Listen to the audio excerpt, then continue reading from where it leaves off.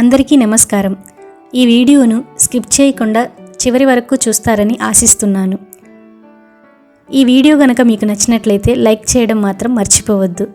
ఇంకా ఈ ఛానల్ని ఎవరైనా సబ్స్క్రైబ్ చేసుకోకపోతే దయచేసి సబ్స్క్రైబ్ చేసుకోండి.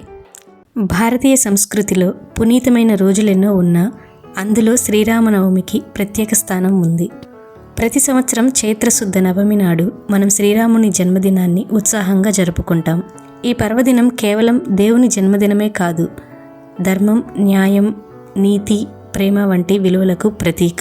ప్రాచీన కాలంలో అయోధ్య అనే గొప్ప రాజధానిని దశరథ మహారాజు పాలిస్తూ ఉండేవారు.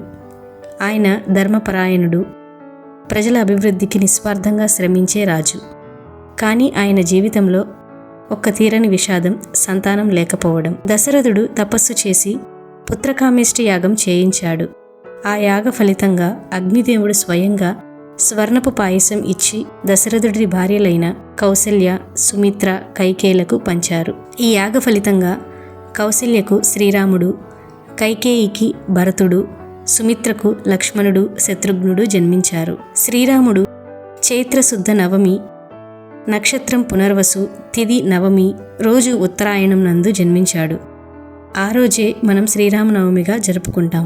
శ్రీరాముడు చిన్ననాటి నుంచే శాంత స్వరూపుడిగా, వినయశీలిగా, పరిపూర్ణంగా ఉండేవాడు. గురుకులంలో విద్యాభ్యాసం చేసిన తరువాత మునుల సేవ చేసేవాడు. అతని యవ్వనంలో జనక మహారాజు ఏర్పాటు చేసిన స్వయంవరానికి హాజరై శివధనస్సు ఉంచిన ఘనతతో సీతామాతను వివాహమాడాడు. అయోధ్య తిరిగి వచ్చాక రాజ్యభారాన్ని చేపట్టే ముందు ఒక అవాంఛిత మలుపు నెలకొంది. కైకేయికి ఇచ్చిన వరాల ప్రకారం భరతునికి రాజ్యభారం, శ్రీరామునికి 14 సంవత్సరాల అరణ్యవాసము. శ్రీరాముడు, సీతాదేవి, లక్ష్మణుడు ముగ్గురు వెంటనే వనవాసానికి వెళ్ళిపోయారు. వనవాస కాలంలో సీతను రావణుడు అపహరించడం, హనుమంతుని సేవ, వానరసేన ఏర్పాట్లు, సముద్రం మీద సేతుబంధం, లంకపై యుద్ధం ఇవన్నీ దుర్మార్గాన్ని తుడిచివేసేందుకు శ్రీరాముని శక్తిని చాటుతాయి. శ్రీరాముడు రావణుడిని సంహరించి సీతామాతను తిరిగి తీసుకొచ్చాడు. ఈ విజయం ధర్మం ఎప్పటికీ దుర్మార్గాన్ని జయిస్తుంది అనే సందేశాన్ని ఇస్తుంది. అరణ్యవాసం ముగిసిన తరువాత శ్రీరాముడు అయోధ్యకు తిరిగి వచ్చాడు. ప్రజలు దీపాలతో స్వాగతం పలికారు. ఇదే దీపావళి పర్వదినానికి ఆధారంగా చెప్పబడుతుంది. ఆ తరువాత జరిగిన పట్టాభిషేకం వేడుకలు అపురూపంగా జరిగాయి. శ్రీరాముడి పాలన రామరాజ్యం అనే మాటగా ప్రసిద్ధి చెందింది. ప్రజలకు న్యాయం, రాజుకి విధేయత, దేశానికి శాంతి నెలకొని ఉన్నాయి. ఈ శ్రీరామనవమి పర్వదినాన్ని ప్రజలు తెల్లవారుజామునే నిద్రలేచి పుణ్యస్నానాన్ని ఆచరించి శ్రీరాముని ఆలయాలను శుభ్రంగా అలంకరించుకుంటారు. శ్రీరామ జననం, బాలకాండ, సుందరకాండ పారాయణం చేస్తారు. పానకం, నైవేద్యాలను శ్రీరామునికి చెల్లిస్తారు. రామనామ సంకీర్తన, ఊరేగింపులు జరుగుతాయి. ఈ వేడుకలు కేవలం ఆచారం కాదు, మన హృదయాల్లో ధర్మాన్ని నిలుపుకోవడం.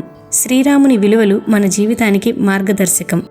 సత్యానికి కట్టుబాటు, తల్లిదండ్రులకు విధేయత, భార్యాభర్తల మధ్య అపారమైన ప్రేమ, శత్రువుపైన దయాభావం, ప్రజాపాలనలో న్యాయం, సమానత్వం ఈ విలువలను పాటిస్తే మన జీవితమే రామరాజ్యం అవుతుంది. ఈ శ్రీరామనవమి రోజున మనం కేవలం ఒక పండుగ జరుపుకోవడం కాదు, మనలోని ధర్మాన్ని, అహింసను, ప్రేమను, త్యాగాన్ని గుర్తు చేసుకోవాలి.